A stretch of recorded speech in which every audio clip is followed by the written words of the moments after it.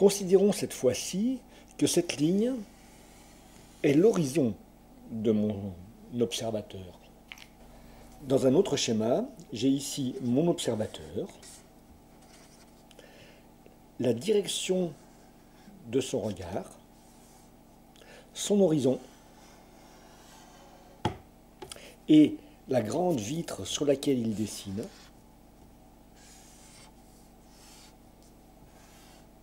À cet endroit. Mon observateur va voir son architecture à ce niveau, au niveau de son horizon. Pour lui, elle ne représentera qu'un seul trait, et on va essayer de déduire où est le sol et où est le sommet de l'architecture. La profondeur du bâtiment aura un point de fuite dans cette direction, ici. Dans mon dessin, ce point de fuite sera dans cette direction, ici. Le point de fuite de gauche, dans cette direction, ici.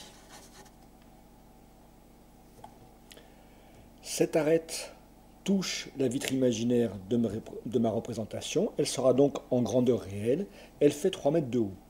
3 mètres de haut à cette échelle, avec 1,60 m vers le bas, car ma ligne d'horizon est à 1,60 m, ce qui nous donne cette grandeur, et 1,40 m au-dessus, ce qui est un total de 3 mètres, toujours à cette échelle. Nous avons donc cette arête de 3 mètres, qui se dirige, en ce qui concerne ce côté, dans cette direction, et ce côté, dans cette direction.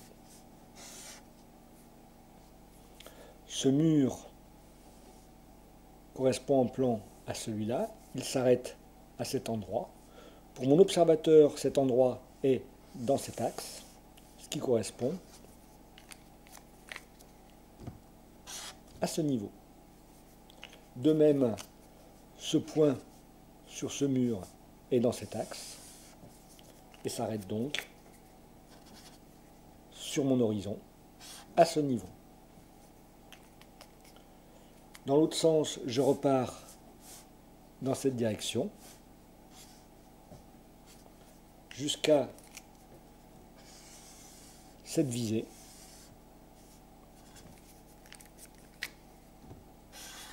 Et enfin, repars dans cette direction jusqu'à ce point de visée.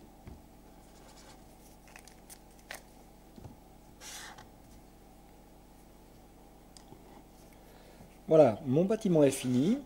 Voici comment j'ai fait l'économie d'un rehaussement depuis le sol jusqu'à l'horizon en travaillant directement au niveau de mon horizon, ce qui me donne tout de suite les points de fuite.